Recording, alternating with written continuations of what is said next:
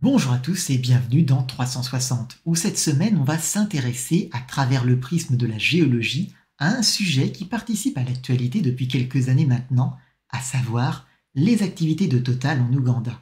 Et il n'y a pas que Total dans cette affaire, attention.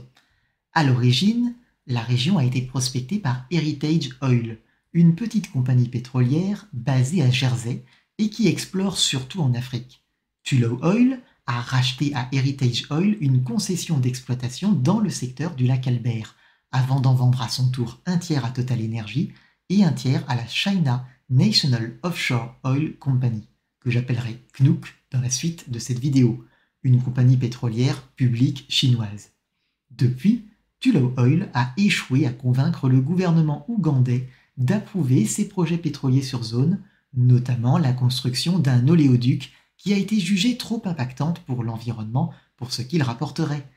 De leur côté, Total Energy et CNOOC ont développé leur projet de forage et se sont associés pour former un projet d'oléoduc commun. Eux ont réussi à convaincre le gouvernement ougandais ainsi que le gouvernement tanzanien, puisque c'est vers un port de ce pays que le pétrole sera acheminé. Je reviendrai un peu là-dessus plus tard dans la vidéo. Mais on est surtout là pour la géologie. Pourquoi les pétroliers s'intéressent-ils autant à l'Ouganda? Eh bien la réponse se trouve dans une de mes vidéos précédentes, dans même plusieurs de mes vidéos précédentes. Le rift est-africain. Il y a de cela 22 à 25 millions d'années, la plaque africaine a commencé à se couper en deux. C'est le rift est-africain. Le rift s'est progressivement élargi, constituant des points bas dans le relief. Des points bas qui attirent à eux le réseau hydrographique. On a déjà évoqué le bassin endoréique de l'Okavango. Cependant, il est très loin d'être le seul fleuve dont l'histoire s'associe au rift. Le Zambèze et ses affluents circulent à travers le rift. Le lac Malawi fait d'ailleurs partie de son réseau. Plus au nord, le Nil blanc, l'une des deux branches du Nil, est associé à plusieurs grands lacs africains. Le lac Albert, installé dans une branche du rift, et le lac Victoria, la source du Nil blanc, qui est, elle, coincée entre deux branches du rift, parce que les épaulements de chaque côté, de chaque branche, laissent une cuvette au milieu. Le lac Tanganyika, lui, est un des grands lacs les plus profonds du monde, et il déborde dans le bassin du Congo, qui rejoindra l'Atlantique. En fait, les creux du relief constitués par le rift sont remplis de cours d'eau et de lacs. Ajoutons donc à cela le facteur temps. Les reliefs constitués par le rift s'érodent. Leurs sédiments partent vers le fossé, emportés par les rivières susmentionnées, et le comblent petit à petit. C'est une histoire que nous avons déjà vue, mais le comblement ne viendra pas seulement de l'érosion. Le vivant peut lui aussi apporter sa pierre à l'édifice, sans mauvais jeu de mots. La végétation terrestre, mais aussi toutes les formes de vie aquatiques, plus particulièrement les algues. Quand ces formes de vie meurent, leur reste se dégrade sous l'action du reste du vivant. Vivant qui tire son énergie de l'oxygène, tout comme nous. Et c'est là qu'on a un problème. L'apport sédimentaire important venu des épaulements du rift en train de s'éroder implique que la matière organique est enfouie rapidement sous des couches de sédiments importantes. Or, en profondeur dans le sol, on manque d'oxygène. La décomposition devient difficile. Et dans les lacs, c'est encore pire. Comme je l'évoquais en parlant du Malawi, les lacs de rift sont souvent étroits et profonds. Des conditions parfaites pour faire émerger une stratification des eaux. En clair, la couche du dessus est oxygénée et communique avec les rivières. Et la couche du dessous, elle est isolée. Qui dit isolement dit pas d'apport d'oxygène depuis la surface. Qui dit pas d'apport d'oxygène dit milieu anoxique. En clair, ces lacs sont de gigantesques pièges où la matière organique s'accumule sans pouvoir se décomposer efficacement. D'une manière ou d'une autre, le rift favorise donc la formation de couches sédimentaires anoxiques riches en matière organique peu décomposée. Cette matière organique peut cependant se dégrader naturellement sous l'effet de la chaleur. Or, plus on s'enfonce sous terre et plus la chaleur augmente. C'est le gradient thermique dont j'ai déjà parlé avec le métamorphisme, et c'est d'autant plus vrai dans les rifts où la croûte est fortement affinée et où l'augmentation de la température avec la profondeur est plus rapide. Sous l'effet de la pression et de la chaleur, la matière organique contenue dans les sédiments va se transformer. Je ne détaillerai pas le processus aujourd'hui, Mais le résultat, ce sont des hydrocarbures. En fait, la majorité des rifts contiennent des hydrocarbures. Les rifts européens n'y font d'ailleurs pas exception. Après tout, on a exploité le pétrole dans le fossé rhénan. Même le petit rift des Limagnes contient des roches-mères capables de produire des hydrocarbures. Ce qui sera déterminant, c'est la capacité de ces roches-mères, une fois enfouies à une profondeur suffisante pour produire les hydrocarbures, à laisser ces hydrocarbures s'échapper ou bien à les piéger. Sauf que plus une roche est fracturée, et plus les fluides peuvent y circuler. Or, ici, on parle de rifts, des régions connues pour voir de gigantesques fractures déchirer la croûte terrestre. Le critère possibilité de faire remonter le pétrole est donc souvent bien rempli. L'autre critère, c'est la présence de strates où venir piéger les hydrocarbures. Un piège, c'est généralement une couche poreuse recouverte par une couche imperméable. Une couche poreuse comme un grès, qui peut être produit par l'érosion des roches, ou un calcaire qui se forme essentiellement par la sédimentation en eau chaude et l'accumulation de coquilles d'organismes aquatiques. Et j'insiste, aquatiques, pas marins. Il existe des calcaires lacustres. D'ailleurs, des algues possédant une carapace en calcaire vivent dans les lacs et notamment les lacs africains. La couche étanche, c'est juste une couche argileuse, ce qu'on trouve assez couramment en présence d'eau. Autant dire que les rifts sont des endroits propices à la formation de réservoirs d'hydrocarbures. Et ça, on l'a compris depuis longtemps. Et c'est d'ailleurs pour ça que les groupes pétroliers ont acheté, et pour certains achètent encore, des permis de prospection et d'exploitation dans les zones de rift. Tous les rifts ne contiennent pas des gisements exploitables, mais ça reste un pari pas trop risqué. Voilà donc pourquoi, là où il y a des rifts, il y a souvent des compagnies pétrolières. Dans le cas qui nous intéresse aujourd'hui, l'Ouganda est coincé entre le lac Victoria au sud, le Soudan au nord et une branche du rift est-africain à l'ouest, avec notamment le lac Albert, mais aussi le cours du Nil Blanc qui le relie au lac Victoria. Et ce contexte géologique a créé des dépôts sédimentaires riches en matière organique qui ont abouti à la formation de pétrole. En fait, rien de moins qu'un des plus grands bassins d'hydrocarbures du continent africain. Plus généralement, comprendre l'histoire du monde, c'est aussi savoir localiser les ressources du sous-sol dont nous avons besoin, qu'il s'agisse de métaux, de pierres, d'hydrocarbures comme ici, d'autres matériaux encore, le leuce que j'ai mentionné qui peut servir à fabriquer des briques, ou même de sols aux propriétés adaptées à certains types de cultures.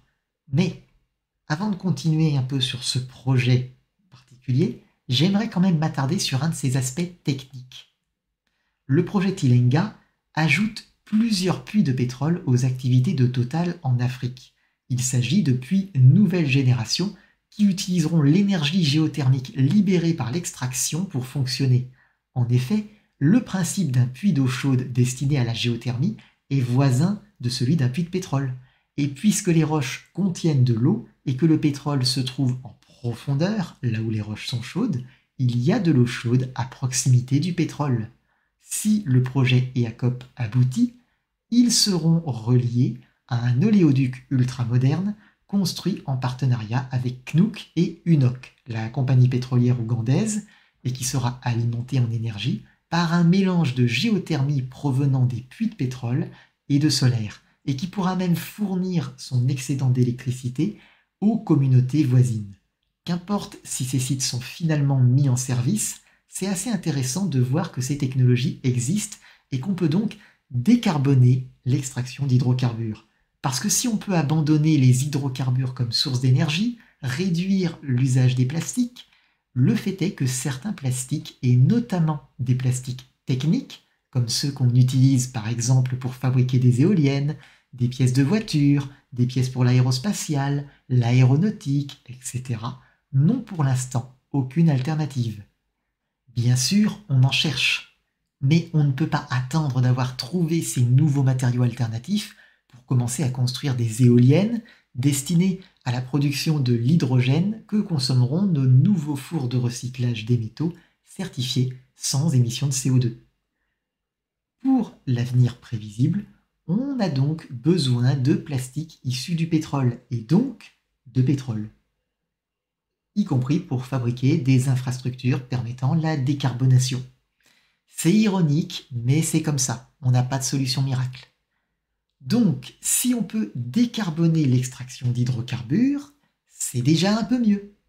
Et ça veut dire qu'on a le temps de chercher de bonnes alternatives pour ces matériaux sans que ça ne nuise à nos ambitions climatiques. Toute réduction des émissions de CO2 est bonne à prendre tant qu'elle ne génère pas plus de problèmes qu'elle n'en résout. Pour revenir au projet d'exploitation de Total Energy et CNOOC en Ouganda et à l'oléoduc associé, je pointerai donc déjà que même si Total abandonne sa participation, ça ne signifie pas que CNOOC va renoncer de son côté. En fait, ça veut surtout dire que Total n'aura plus aucun intérêt à posséder cette concession et va donc vouloir à son tour la revendre pour limiter ses pertes. D'autant plus que le gouvernement ougandais veut exploiter ce qui est une des plus grandes réserves d'hydrocarbures d'Afrique pour développer le pays et serait donc même sans doute proactif dans sa volonté de voir Total céder la place si Total renonçait à honorer sa part du contrat en exploitant la concession qui lui a été attribuée. Donc, une seule entité dans cette histoire détient réellement le pouvoir décisionnel de faire stopper ces projets. Et c'est le gouvernement ougandais qui les a validés en premier lieu et les promeut encore aujourd'hui. Et on ne peut pas leur donner tort, en tout cas pas complètement. Beaucoup de territoires se sont développés par l'extraction de ressources naturelles, et ce qui compte, c'est ce qu'on fait avec l'argent derrière. Les ressources naturelles ne sont que la première étape, et encore faut-il vouloir développer le territoire, utiliser les gains pour permettre la migration vers d'autres activités économiques plus viables sur la durée, avec plus de valeur ajoutée, etc. Autrefois, une bonne partie de l'Europe s'est développée comme ça, en exportant des matières premières comme le cuivre, l'étain, l'ambre ou même le bois vers le monde méditerranéen. Faudra peut-être que j'en parle un peu dans une prochaine vidéo.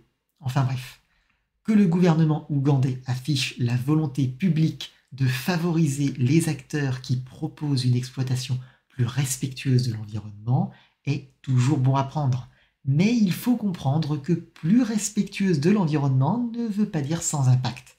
Et qu'il ne faut pas non plus oublier que notre consommation excessive d'hydrocarbures pose quelques petits problèmes, tant pour le climat que pour la pollution aux particules fines.